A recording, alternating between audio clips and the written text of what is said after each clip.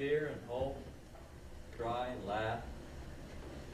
The people of Quality Street, like many who live elsewhere, often bumble through their experiences while learning their lessons, then find that life is good to them in spite of themselves.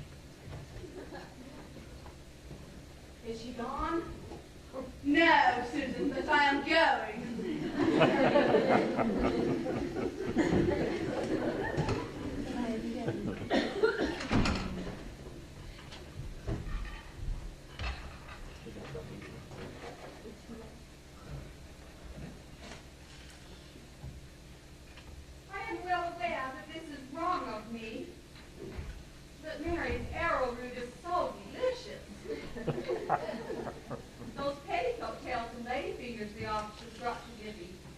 I hate them also.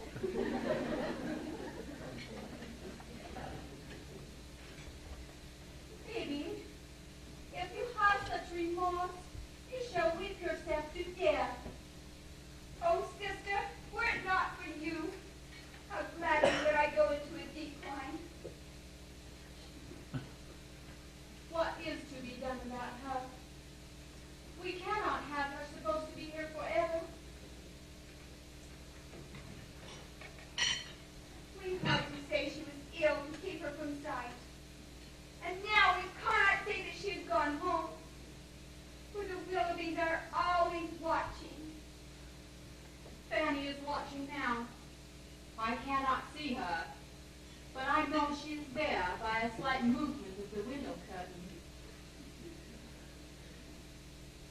Oh, Phoebe, I feel as if Libby really existed. Oh, sister, I meant no enormity. He was so easily deceived. I could not resist the humor of it. I had not been humorous for such a long time. And you had such an aptitude for humor, dearest. I think, Susan, 'tis one of the great causes of unhappiness that gentlemen will not realize how humorous ladies can be. Phoebe, why not marry him? If we could only make him think Libby had gone home, then he need never know. She who marries without telling all, hers must ever be a false face. Captain Brown, I wrote him asking him not to come. Patty, I am sorry that we are gone out. I regret that they are gone out, Patty. But I shall await their return.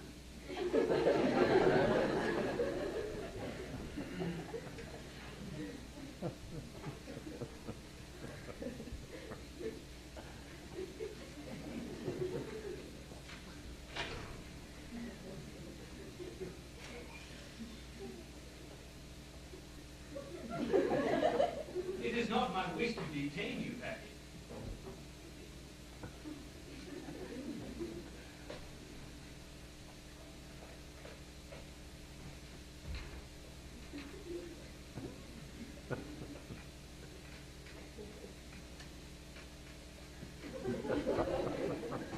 Mr. Brown, Miss Phoebe, it is you. I hear Miss Libby is indisposed. she is in some pain. I regret. But a little pain may do Miss Libby good. And it is not that unpleasant no one has come to see. It is you. Captain Brown, And I'm happy to find you alone. how do you do, sir? You know very well Susan is here, sir. I beg your pardon. I heard Miss Susan say she was gone out. What am I to do? Miss Susan is incapable of prevarication. Don't go, Susan, 'tis when he wants. I have her word that she is not present. Yeah? My faith in Miss Susan is absolute.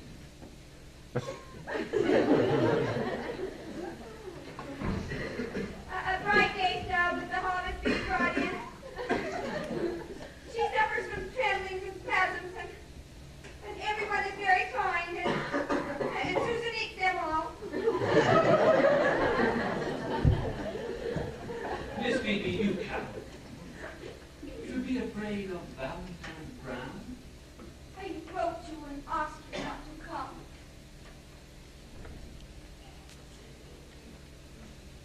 Miss Phoebe, you told Miss Libby that you loved me once. How carefully you hid it from me. I tried to hide it from myself. I did not dare leave a look between my fingers. Until that day when your face was wet with rain. And then I thought you wanted it, and I let you. Oh, I fear it was most unladylike. No, but it was very ungentlemanlike. Oh, ma'am, if you had but told me. A woman must never tell. You went away to the great wars. I was rescued by the little one. Women have a right to fly as well as men do, Mr. Brown. I have tried to keep my flight. But you'd ceased to care for you. I dare ask your love no more. But I still ask you to put yourself into my keeping. Miss Phoebe, let me take care of you. It cannot be. This weary teaching. Let me close your school. Please, sir. If not for your own sake, Miss Phoebe, do it for mine. In the memory of the thoughtless recruit who went off back into the war. They say ladies cannot quite forget the man who has used them ill. Miss Phoebe, do it for me. Because I used you ill. Please, sir, no more. There it is all ended. Here is my hand on it.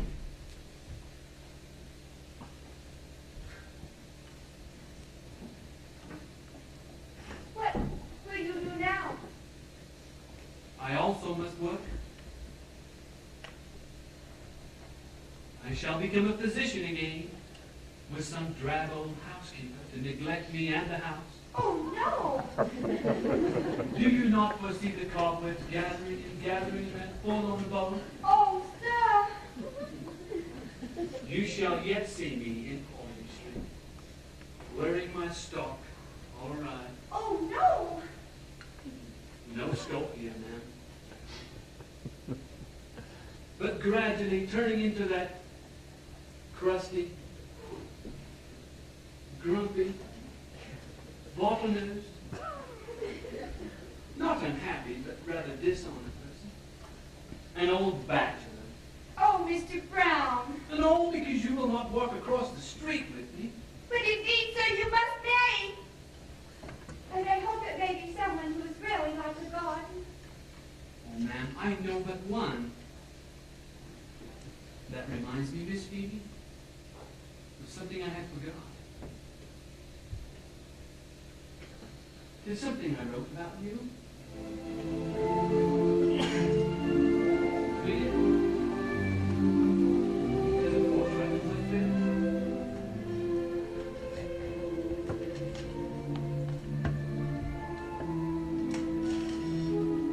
Lines to a certain lady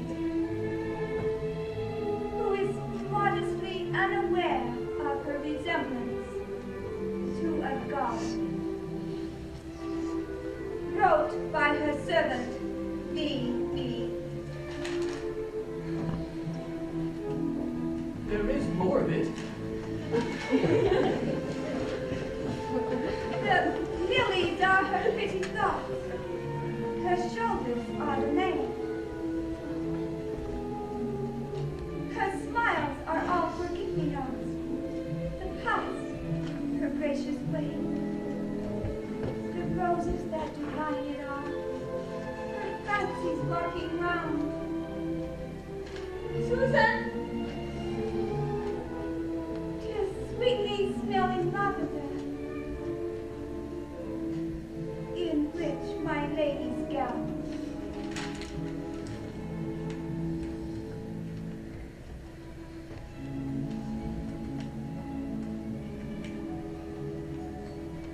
Miss Phoebe, when did you cease to care for me?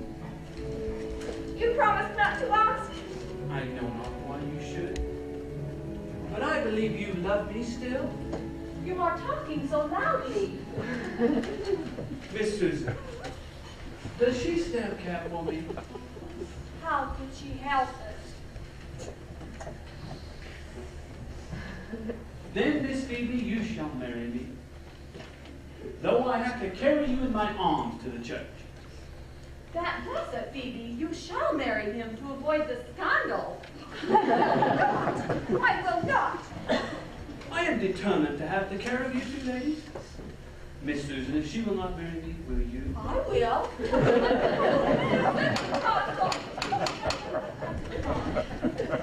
I will.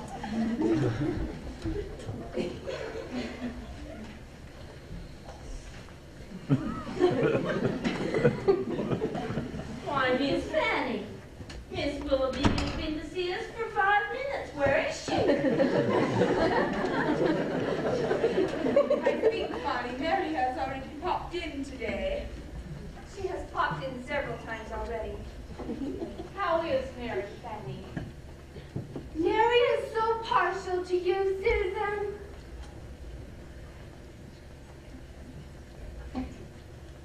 Your servant, Miss Henrietta, Miss Fanny. How do you do, sir? And how do you find Miss Livy, sir? I have not seen her. Not even you? You seem surprised. Nay, sir, you must not say so. But really, Miss Livy? Fanny, you presume. Ladies, if one of you would deign to enlighten me, to begin with, what is Miss Livy's malady? He does not know.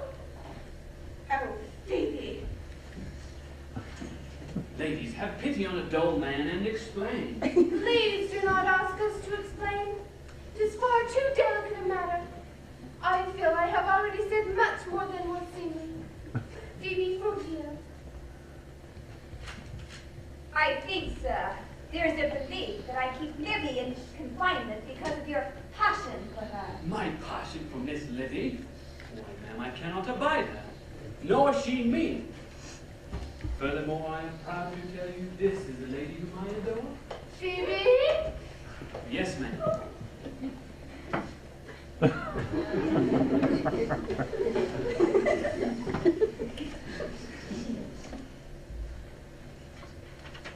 Pray, excuse me a moment. I feel Phoebe needs me.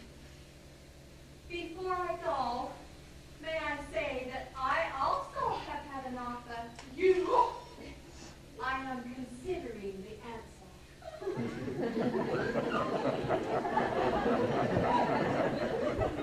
Miss Susan, an offer? Phoebe, the lady you adore. Sir, my felicitations. I thank you. I am so happy to Miss Phoebe. Can you tell me, is there some mystery about Miss Livy? So much so, sir, that at one time we thought Miss Phoebe and Miss Livy to be the same person. How ridiculous. Why will they admit no physician into our presence?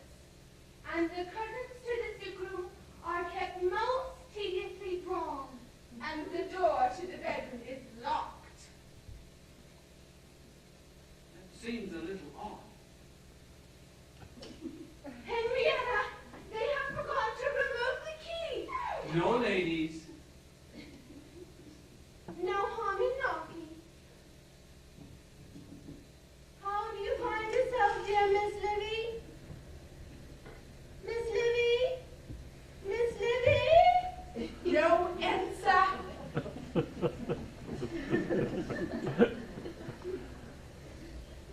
I think, ladies, as a physician,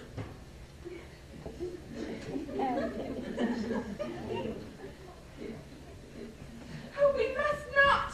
But it is a test to us as ladies. It is also very annoying.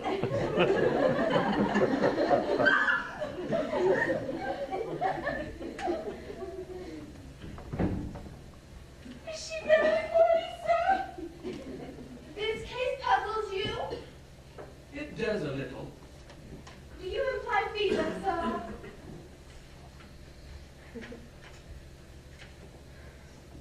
I would not like to think so. Yet.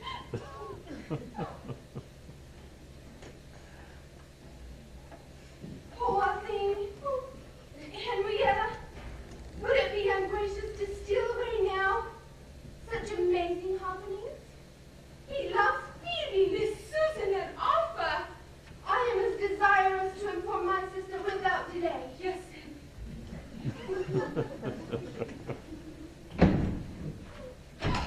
Isn't it serious, Melanie, sir? I think not. But a little perplexing. With the permission of Miss Susan and Miss Phoebe, I shall make myself more acquainted with the disorder presently. But we must not talk, lest we disturb her.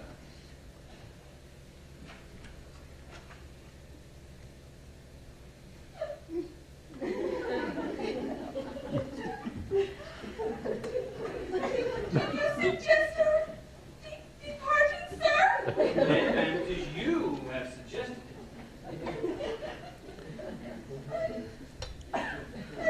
Fanny?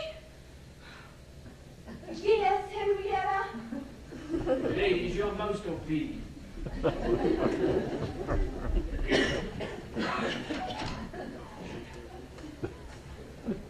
Miss Livy. Miss Phoebe. I desire to see Miss Livy at once. Impossible. Why impossible? They tell me strange tales that no one sees. Go at once and tell Miss Livy that I must see her. Yes, sir. Phoebe, what does he want? Susan, Sir, I wish to speak with Susan behind the door. I particularly wish to speak to Miss Phoebe behind the door.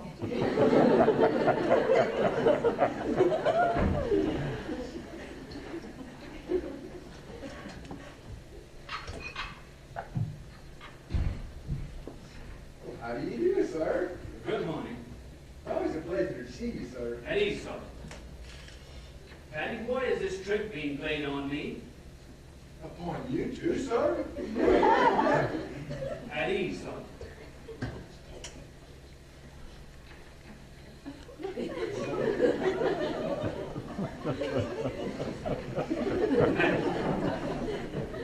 I know there's no Miss Livy. I give in. Why has she done this? Well, it's your fault. My fault? Well, it's you that began it by not knowing her in that white gown. But why has the deception been kept up so long? 'Tis infamous. Oh, not have you calling her name. It was all in playful innocence at first. Now she's so feared she's wringing her hands, weeping her heart out. And all I do, I can't rouse her. I have to follow her in the kitchen, says I, to infuriate her. Give him a glass of cowslip wine, says she, gentle like a lamb. But why do they not say Miss Livy has gone home? It would save them a world of trouble. The Miss Willoughby and Miss Henrietta, they walk scouts all day.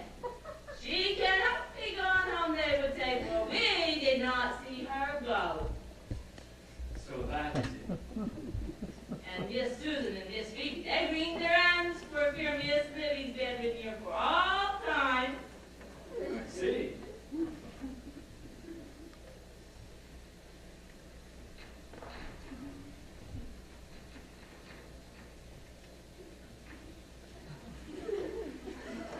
Miss Livy has greatly recovered and has consented to join us.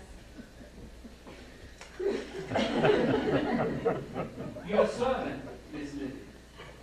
How do you do, sir? Pale, decidedly pulled down. Excuse me.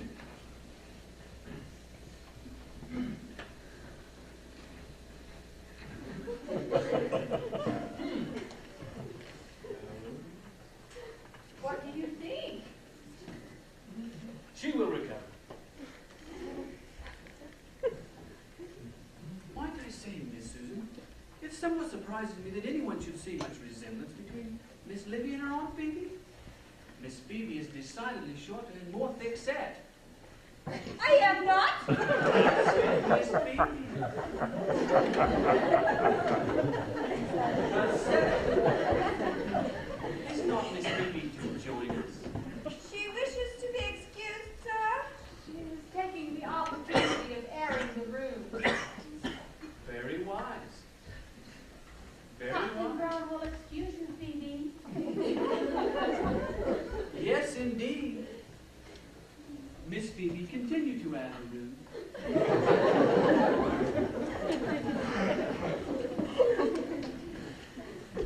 Well, now, I think I can cure Miss Livy, if she is put unreservedly into my hands.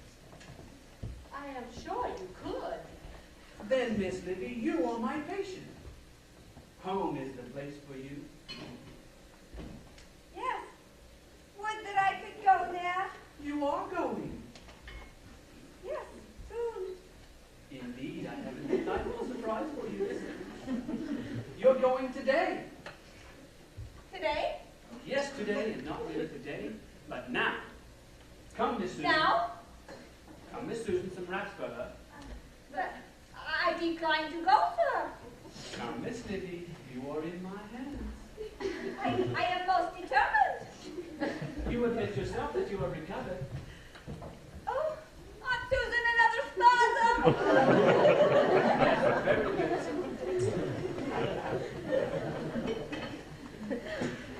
What a difficult patient. Miss Susan, you reason with her.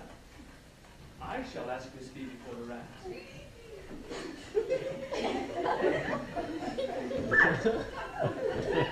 Don't leave me. Miss Phoebe, how are you? Livy.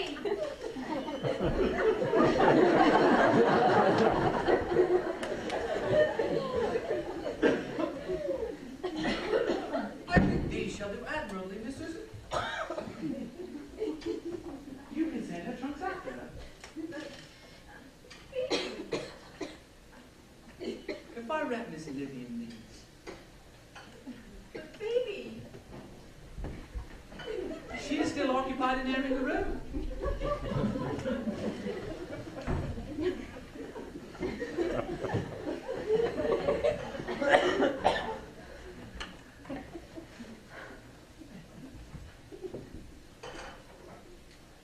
Come on, Sergeant. Patty, get your cloak and bonnet. We're taking Miss Livy home. Yes, sir.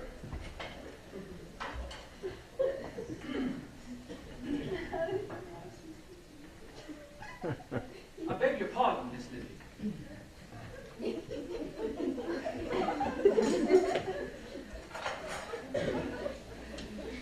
May I ask, sir, where is she? Here, Sergeant. Could you take hold here, please?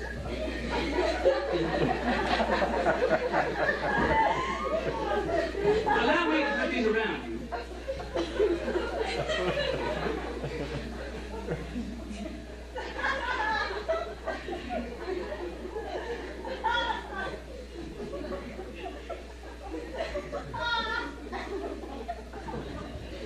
May I ask, sir, who is she? Miss Sergeant. Thank you. Well, how do you do, Mom? Now, Sergeant, can you take care of the right elbow? Right? Oh, yes, sir. Come along, Miss Livy. Our arms are around you. Deep breath. Goodbye, Miss Susan. We shall take very good care of her. Gently, gently.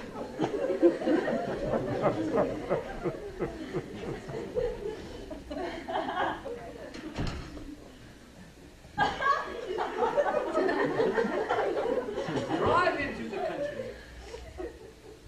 Where, sir? Anywhere. Bury Miss Livy in a lonely spot.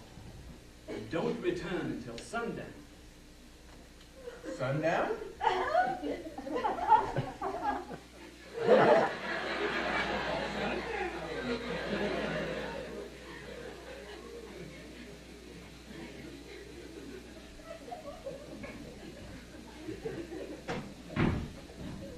is he gone? Baby, he knows all. Well, of course he knows all now. Susan, what did he say? He said, "You're most obedient." That was almost all he said. Did his eyes flash fire? That was what he did. He took Livy with him. Susan, you're not distraught, are you? He did. He wrapped her up in his clothes. Susan! You are Susan Russell by now? I am Phoebe. I am Phoebe, your sister. I was also Livy. He took Livy with him. Susan! Susan! Who am I?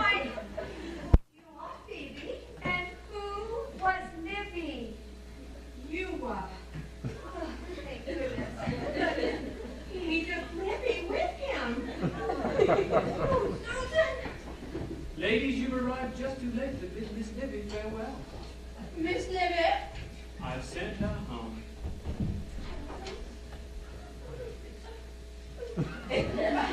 Ensign Blake, if you've come to see Miss Liddy, you're too late. She's gone home. What about my gloves? My bonbons.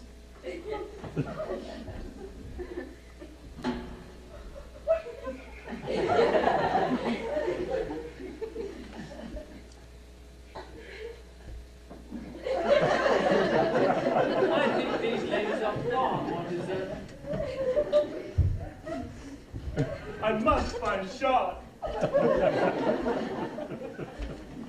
I shall face him. I am a lion at bay. Nay, sister. If someone must face him, I will.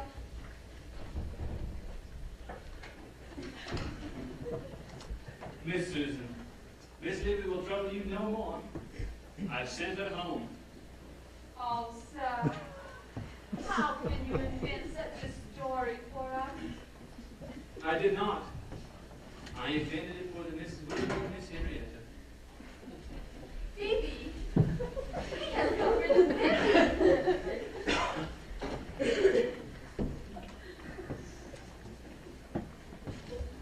Miss Phoebe, it is not raining, but your face is wet.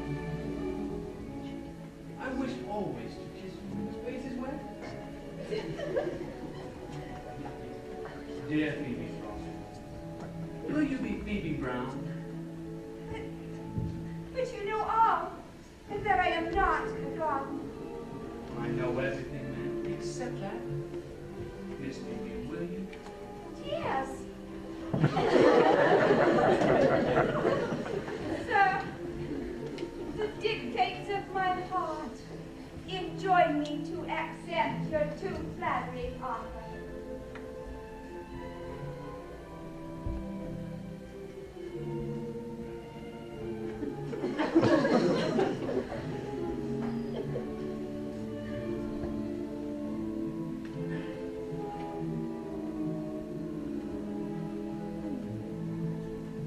Oh, sir, and Susan also.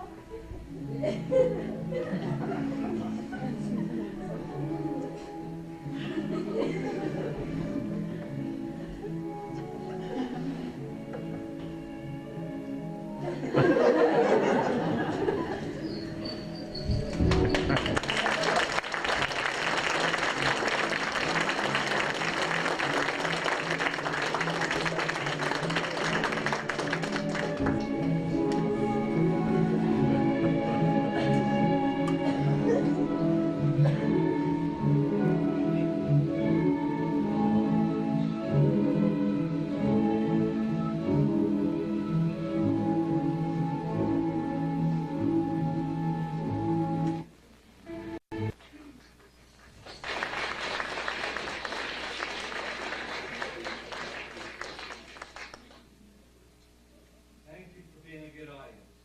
We'll have prayer and close. Miss Susan, you reason with her. I shall ask Miss Phoebe for the rats.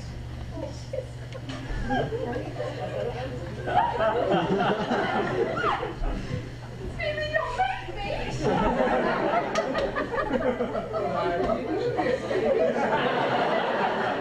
Libby!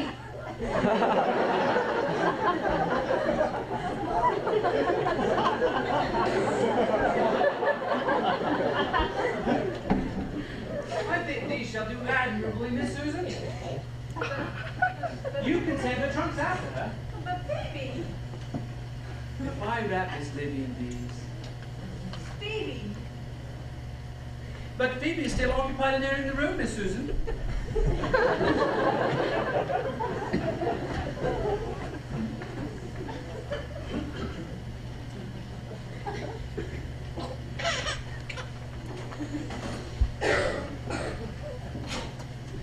Come on, Sergeant. Patty, get your cloak and bonnet. We're taking Miss Libby home. Miss Libby! Yes, sir.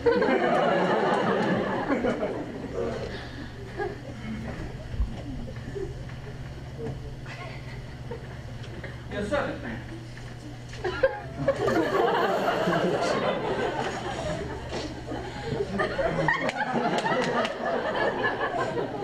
May I ask, sir,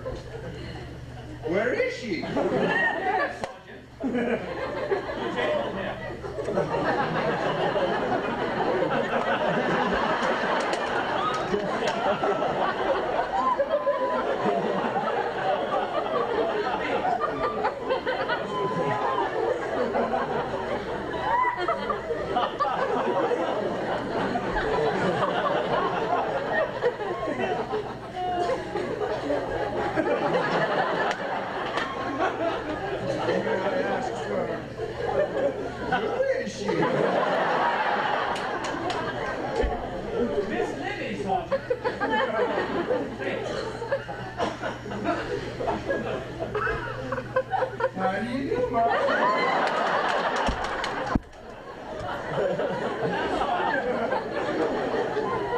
Can you please take care of the right hand,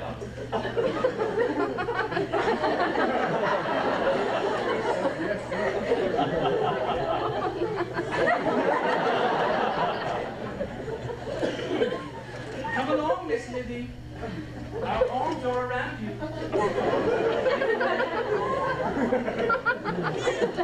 Goodbye, Miss Susan. We shall take very good care of her. Gently, gently.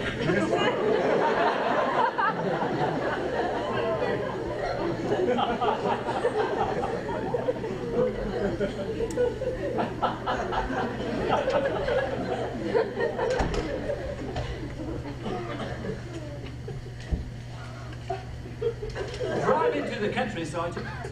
Where, sir? Anywhere. Bury Miss Libby in a lonely spot and don't return until sundown. Sundown?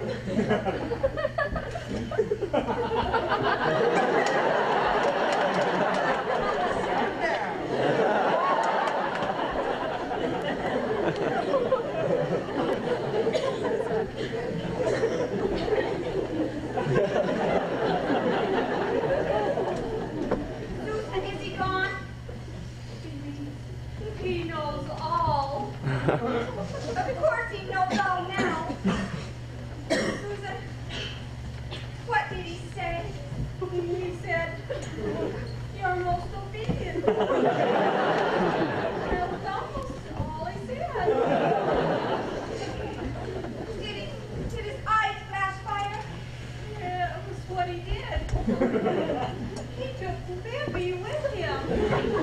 Susan, you're not distraught, are you? He did. He wrapped her up in a cloak. Susan! Susan! My love, remember me, Phoebe? I was also Libby. He took Libby with him. Susan! Susan, who am I? You are Libby. And who was Libby? You were. Who Take Libby with him. Ladies, you've arrived just too late to bid Miss Libby farewell. Miss Libby? I've sent her home.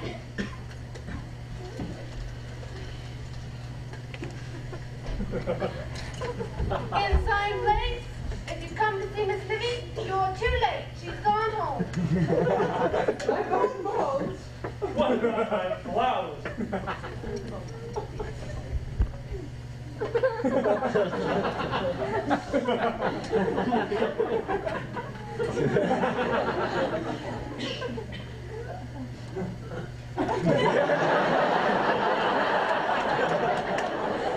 I think these ladies are far more deserving. I must find Shot.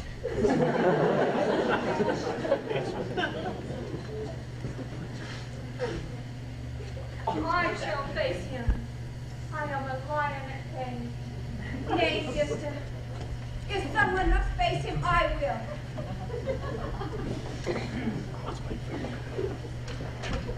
Miss Libby will trouble you no more, Miss Susan. I've sent her home. Ah, sir, how can you invent such a story for us? I did not. I invented it for the Mrs. Willoughby and Miss Henrietta. He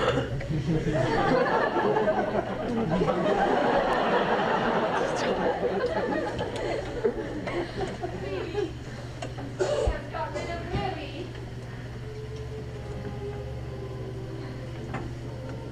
Miss Phoebe, it is not raining, but your face is wet. I wish always to keep you when your face is wet. Dear Phoebe, will you be